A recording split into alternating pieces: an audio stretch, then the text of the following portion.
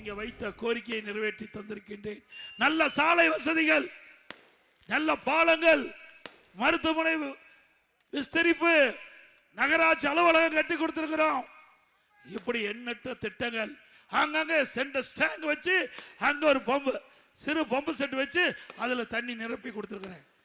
உயர்தர கோபுர விளக்கு கேட்டைக்கு பல இடத்துல கேட்ட இடத்தெல்லாம் கொடுத்தேன். நாய் விள கடை கேட்ட இடத்தெல்லாம் கொடுத்தோம்ல. இன்றைக்கு பல சந்தைகளை concrete road, favour black road. இன்றைக்கு நான் ஏற்கனவே ஆட்சியில் இருக்கும்போது 5 ஏக்கர் விளையாட்டு மைதானம் வேணும் கேட்டீங்க இளைஞர்கள்.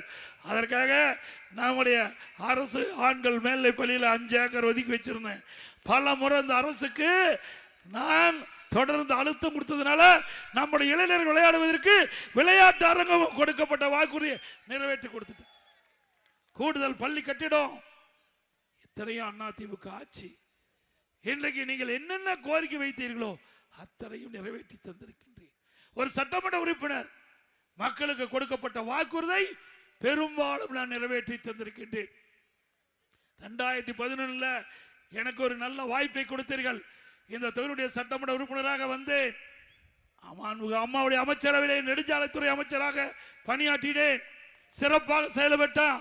இந்த நாட்டுடைய தரவழி போக்குவரத்து துறை அமைச்சர் மரியாதைக்கு நிதின் கட்காரி அவர்கள் நாடாளுமன்றத்தில் தெரிவித்தார், இந்தியாவிலே தார் சாலை அதிக நீளமுள்ள மாநிலம் தமிழ்நாடு. எல்லா நம்முடைய பகுதி மட்டுமல்ல, தமிழ்நாடு முழுவதும் சிறப்பான சாலையை அமைச்சு கொடுத்த அம்மா என்னை பாராட்டி 2016 மீண்டும் எடப்பாடி சட்டமன்ற தொகுதியிலே போட்டியிடுவதற்கு வாய்ப்பு கொடுத்தாங்க. உங்களால் வெற்றி பெற்ற கூடுதலா நெடுஞ்சாலைத்துறை, பொதுப்பணித்துறை 2 துறையும் கொடுத்தார். ஆக நாம் செய்த சேவை, நம்முடைய நிர்வாக திறமை இரண்டையும் பார்த்து அம்மா கூடுதலாக பொதுப்பணித்துறை கொடுத்து நெடுஞ்சாலைத்துறை, பொதுப்பணித்துறை என்ற 2 துறை கொடுத்ததன் மூலமாக நம்முடைய வறண்ட பகுதியில் இருக்கின்ற ஏரிகள் 100 ஏரி திட்டத்தை நீர் நிரப்புகின்ற அந்த பணியை செஞ்ச இந்த ஆட்சியாளர் முடக்கி வச்சுட்டாங்க. இன்னும் 40% ஏரிகள் நீர் நிரம்பாது இருக்குது. மீண்டும் அதிமுக ஆட்சியதுடனே அந்த எஞ்சிய ஏரிகள் அனைத்தும் நீர் நிரப்பப்படும். அதே போல எங்க நெசவாளர் பெருமக்கள் அதிகமா இருக்கிறீங்க, விசைத்தறி தொழில் அதிகமா இருக்குது. அதுக்கு பல வழிகளில் இன்றைக்கு இந்த அரசாங்கத்தில் பாதிக்கப்பட்டிருக்கிறாங்க. இதையெல்லாம் அதிமுக ஆட்சி வந்த பிறகு நெசவாளர்களை காப்பாற்றப்படும், விசைத்தறி தொழில் செழித்து வளரும். 2 தொழில், பிரதான தொழில், விவசாயம், கைத்தறி, விசைத்தறி. இதுதான் நம்முடைய நகரத்தினுடைய பிரதான தொழில் முழுமையும் என்று நன்றாக தெரியும். ஆக அதிமுக ஆட்சியுடனே 2 தொழிலும் சிறக்க அதிமுக அரசு நடவடிக்கை எடுக்கும் என்பதை நான் நேரத்தில் தெரிவித்துக் கொள்கிறேன். அதோட அரசு பள்ளியில் படித்த மாணவர்கள், அவர்கள் சாதாரண ஏழை குடும்பத்தை சேர்ந்தவர்கள், நெசவாளர் குடும்பத்தை சேர்ந்தவர்கள், ஏழை எளியோர்கள், நடுத்தர மக்கள் தான் அரசு பள்ளியிலே படிக்கிறார்கள்.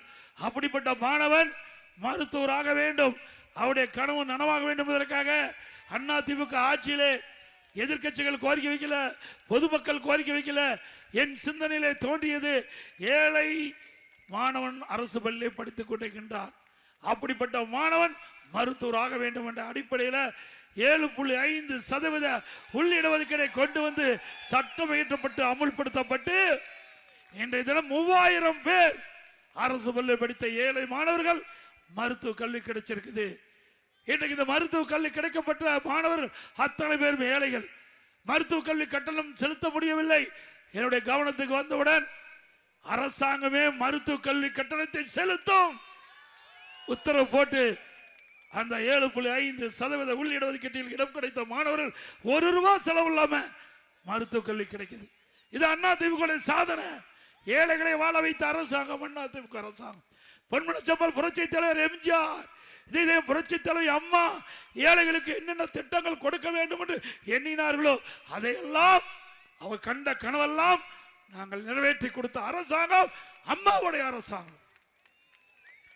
அதே போல அம்மா மினி கிளினிக் 2000 அம்மா மினி கிளினிக் கொண்டு வந்தோம். சிறப்பா செயல்பட்டது. நம்முடைய எடப்பாடி நகரத்திலையும் கொண்டு வந்தோம். எடப்பாடி நகரத்திலும் 3 இடத்துல நினைக்கிறேன் 3 இடத்தில் அம்மா மினிக்கலை கொண்டாந்தோம். மக்கள், ஏழை மக்கள் நிறைந்த பகுதி. அங்கே ஒரு எம்பிபிஎஸ் டாக்டர், ஒரு நர்ஸ், ஒரு மருத்துவ உதவியாளர். அங்க இருக்கின்ற ஏழை மக்கள் நேரடியாக அம்மா மினிக்கலுக்கு சென்று சிகிச்சை பெறலாம். நல்ல வரவேற்பு, மக்களுக்கு கிடைக்கப்பட்ட ஒரு அற்புதமான வாய்ப்பு. உடனே ஸ்டாலினுக்கு பொறுக்கல. ஆக அதிமுகவுக்கு நல்ல பெயர் வந்துவிடும் சொல்லி அதை ரத்து பண்ணி